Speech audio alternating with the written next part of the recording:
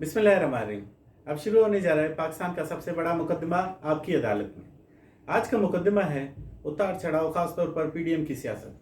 PDM की सियासत, यूसुफ रज़ा गिलानी, जरदारी और अब क्या मसाइल पाकिस्तान के चल रहे हैं कि सियासी मंजरनामा पेश करने के लिए डॉक्टर जी एम चौधरी, जो कि मारूफ दानश्वर हैं, अदीब हैं, और जो है डॉक्टर जी एम चौधरी साहब के मुख्तलिफ किताबें जो है मुख्तलिफ यूनिवर्सिटियों में पढ़ाई जाती हैं और पढ़ी भी जाती हैं।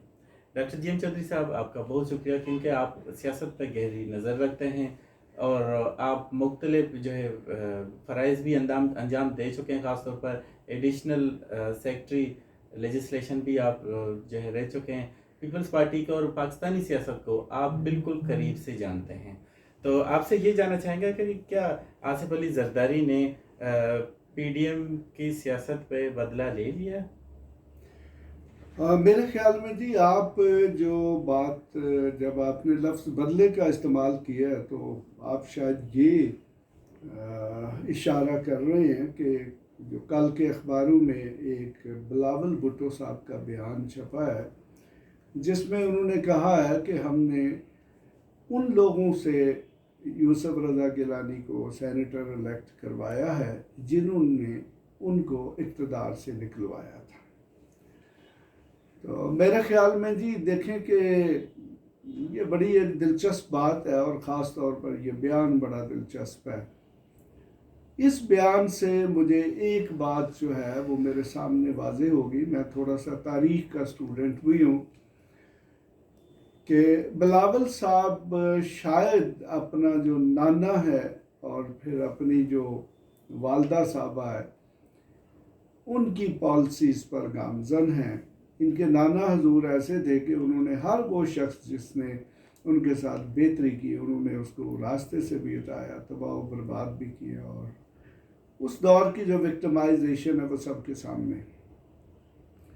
तो बिलावल साहब का ये बयान जी कि हमने यूसुफ रज़ा गिलानी को उन्हीं लोगों से इलेक्ट करवा लिया जिन्होंने उनको इक़्तिदार से निकलवाया था, तो देखें वो ये कहना चाह रहे हैं। और ख़ास तौर पर अगर मैं इसको पीडीएम के नुक्ता नज़र से देखूं, तो अब बाकी सियासी जमातों में अगर थोड़ी सी भी शऊर है या गैरत है, तो अब उनका पाकिस्तान पीपल्स पार्टी के साथ चलना जो है ना वो प्रैक्टिकली नामुमकिन है।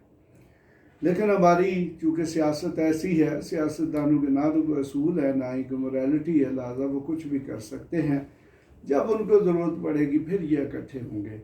तो लेकिन एक चीज़ याद रखें कि जैसे कि आसिफ अली जरदारी ने कहा था कि ये जो मुआहदे हैं, ये जो एग्रीमेंट है, ये कुरान और हदीस नहीं होते। तो अब सियासी पार्टियों को पीपल्स पार्टी के साथ चलने से पहले ये गौर से देखना होगा कि कल को उनके साथ क्या होगा। देखें कि यूसुफ रज़ा गिलानी कभी भी सेनेटर इलेक्ट नहीं हो सकते थे अगर पाकिस्तान मुस्लिम लीग नवाज़ या बाकी पार्टियां उसकी नेशनल असम्बली में सपोर्ट ना करती। तो लेकिन देखें कि वहाँ पर तमाम पार्टियों के इस्तेमाल करने के बाद जब सेनेट की चेयरमैनशिप का मसला पैदा हुआ, जो कि उनके दरमियान एक अंडरस्टैंडिंग थी या फिर लीडर ऑफ अपोजिशन के मतलब जो अंडरस्टैंडिंग थी वो वायलेट हुई, तो फिर बाकी सियासी पार्टियां जो है वो अलग हो गई। तो मकसद मेरा ये है कि हमारी जो पॉलिटिक्स है, it is the real politics, realism इसे बोलते हैं सियासत में, यानी कि लोग अपने ज़ाती मफादात को देखते हैं, ना इनकी कोई मोरालिटी है ना इनके कोई असूल है। जी डॉक्टर जी एम चौधरी साहब, मेरा आखिरी सवाल आपसे ये है कि जरदारी हमेशा कोई सरप्राइज़ दे रहे थे, तो उनके जो है वो जो है जरदारी को अलग सा समझा जाता है पाकिस्तानी सियासत में, मुनफरिद उनकी सियासत है, तो आप कैसे देखते हैं जरदारी की सियासत को? देखिए, सियासत एक, मैं अगर सियासत को उसकी सही पर्सपेक्टिव में आपको बताऊं या अपने नाजरीन को बताऊं, तो देखिए सियासत एक इबादत है। हमारे नबी अकरम ने सियासत की, वो एक रियासत के हुक्मरान थे। हमारे चारों खुलफा राशिदीन जो है उन्होंने सियासत की, اور آج تک دیکھیں کہ دنیا میں ریاست مدینہ کے پائے کی اسٹیٹ نہیں بن سکی. تو دیکھیں زرداری صاحب کی سیاست جو ہے وہ کسی بھی سیاسی پیرامیٹرز میں نہیں فٹ ہوتی.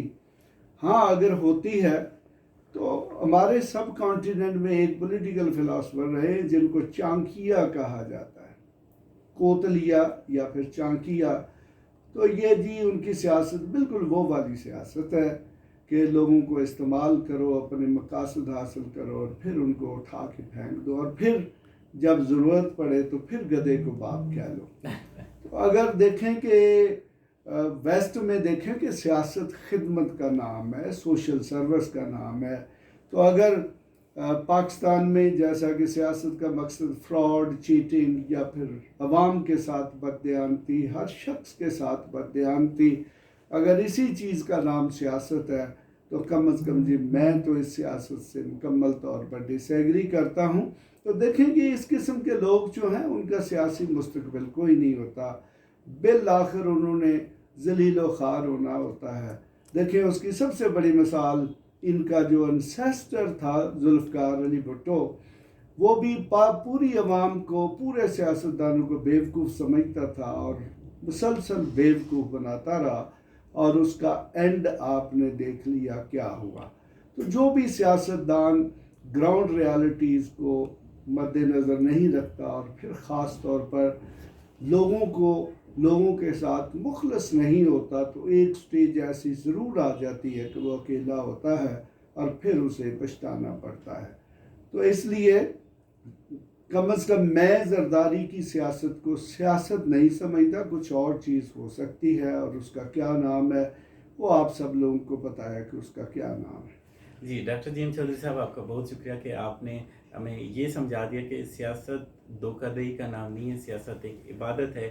لیکن بدقسمتی سے پاکستان میں سب سے بڑے دھوکے باز، یہ سب سے بڑے فراڈ کو سب سے بڑا سیاستدان سمجھا جاتا ہے. لیکن یہ بھی فیصلہ ہمارے ناظرین نے کرنا ہے. جو ہے آپ لوگ کمنٹس کر لیجئے گا، بتا دیجئے گا کہ آپ کی نظر میں سیاست عبادت ہے یا فراڈ ہے.